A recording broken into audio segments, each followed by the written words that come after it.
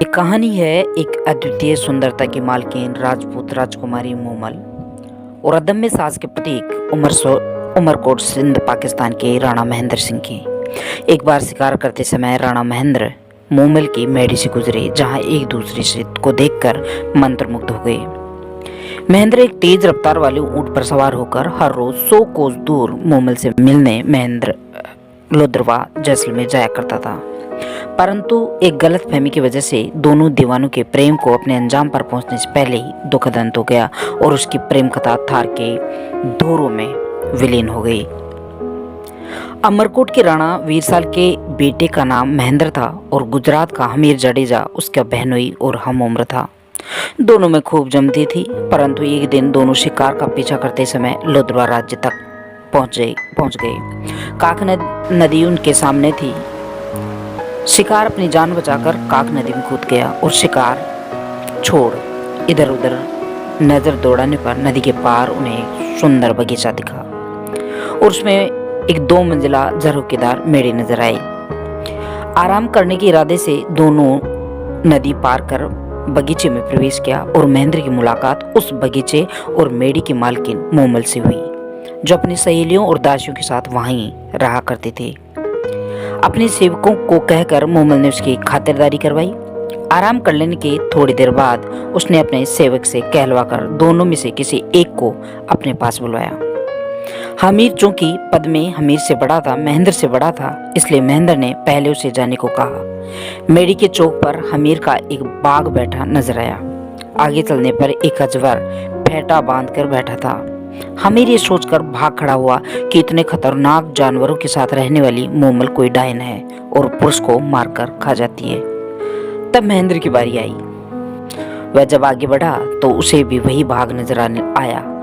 उसने अपने भाले से पूरे जोर से उस पर वार किया और बाघ के खाल में भरा भूसा बाहर आ गया। तब वह समझ गया कि मूमल उसकी परीक्षा ले रही है। कांच का फर्श पार कर सीढ़ियां चढ़कर महेंद्र मूमल की मेढ़ी में प्रवेश हुआ। आगे मूमल खड़ी थी, जिसे देखते ही महेंद्र ठिठक गया। वह ऐसी लग रही थी जैसे काले बादल में बिजली चमक रही हो।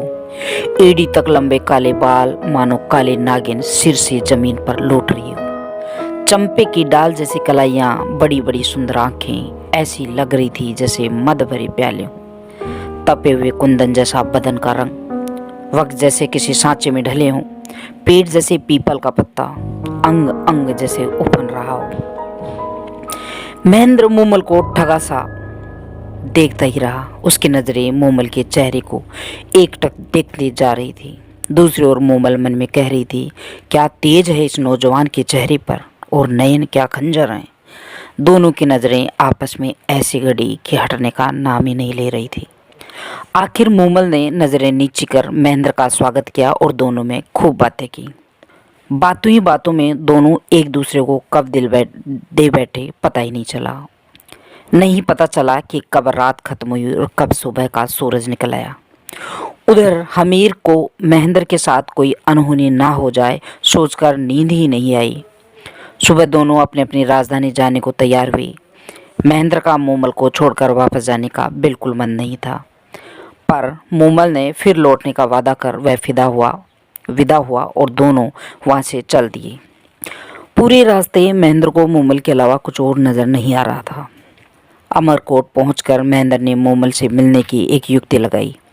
उसने ऊँटों के टोले में से ऐसा ऊँट तलाशा जो रातों रात लोधरवा जाकर सुबह होते वापस अमरकोट आ सके।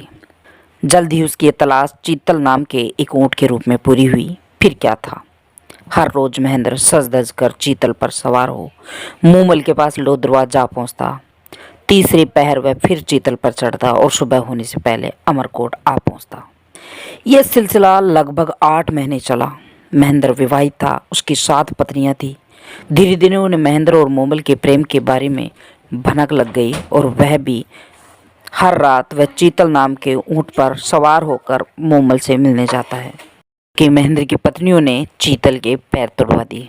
जब महेंद्र को इस बात का पता चला तो उसने तेज रफ्तार वाले किसी दूसरे ऊँट की तलाश की, परंतु यह एक ऊँटनी थी जो तेज तो थी, लेकिन उम्र और अनुभव कम होने की वजह से उसे रास्तों की जानकारी कम थी। बहरहाल रात को महेंद्र एक बार फिर मोमल से मिलने निकल पड़ा और जैसा कि अंदेशा था वह रास्ता भटक कर लोद्रवा की जगह बाड़मेर पहुंच चुका था। जब उसे अपनी गलती का एहसास हुआ तो उसने दोगुनी रफ्तार से उड़ने को लोद्रवा की दिशा में हाँका।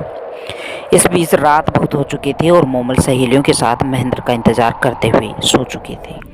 उस समय मोमल की बहन सोमल भी मेड़ी में उसके सहेलियों के साथ थी और दोनों बहनों देर रात तक खेला करते थे। सोमल ने खेल में पुरुषों के कपड़े पहन पुरुष का अभिनय किया था और वह बातें करते करते पुरुष के कपड़ों में मोमल के पलंग पर उसके साथ ही सो गई।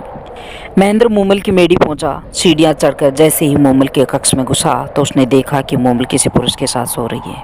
यह दृश्य देखते ही उसे लगा जैसे उसे एक साथ हजारों बिच्छुओं ने काट खाया हो। उसके हाथ पकड़ा और चाबुक वहीं पड़ा और वह चुपचाप उल्टे पांव अमरकोट लौट गया। वह मन ही मन सोचता रहा कि जिस मोमल के लिए प्राण तक न्यौछावर करने के लिए तैयार था वैसे निकली, जिसके लिए कोसों दूर जाया करता था वह पर पुरुष के साथ सोई मिली। धिक्कार ऐसी औरत पर। सुबह आंखें खुलते ही मोमल की नज़र जैसे महेंद्र के हाथ से छूटे चाबुक पर पड़ी। वह समझ गई कि महेंद्र आया था पर शायद किसी बात से नाराज होकर चला गया। उसके दिमाग में कई कल्पनाएं आती रही। कई दिनों तक मोमल महेंद्र का इंतजार करती रही कि वह आएगा तो सारी गलतफहमियां दूर हो जाएंगी, लेकिन महेंद्र नहीं आया। मोमल उसके वियोग में फीकी पड़ गई और श्रृंगार करना खाना पीना सब छोड़ दिया। उसकी कंचन जैसी काया काली पड़ने लगी। उसने महेंद्र को कई चिट्ठियां लिखी पर महेंद्र की पत्नियों ने वह चिट्ठियां महेंद्र तक पहुंचने ही नहीं दी। एक दिन मोमल खुद अमरकोट जाने के लिए रथ तैयार करवाया ताकि अमरकोट जाकर महेंद्र से मिल उसका सारा वहम दूर किया जा सके। अमरकोट में मोमल के आने व मिलने के आग्रह पाकर महेंद्र ने सोचा शायद मोमल पवित्र है, लगता है मुझे ही कोई गलतफहमी हो गई है। उसने मोमल के संदेश भिजवाया कि वह उससे सुबह मिलने आएगा। मोमल को इस संदेश से आशा बंधी। रात को महेंद्र ने सोचा कि देखें मोमल उससे कितना प्यार करती है। सुबह उसने अपने नौकर को सिखाकर मोमल के डेरे पर भेजा। नौकर रोता पीटता मोमल के डेरे पर पहुंचा और कहने लगा कि राणा महेंद्र को रात में काले नाग ने डस लिया है और उसकी मृत्यु हो गई है। नौकर के मुंह से इतना सुनते ही मोमल पछाड़ खाकर धरती पर गिर पड़ी और पड़ते ही महेंद्र के वियोग में उसके प्राण पखेर उठ गए। महेंद्र मोमल की मृत्यु का समाचार सुनकर उसी वक्त पागल हो गया और थार के रेगिस्तान में अपनी मोमल की याद में भटकते हुए प्राण त्याग दिए। यही महेंद्र मोमल की कहानी है।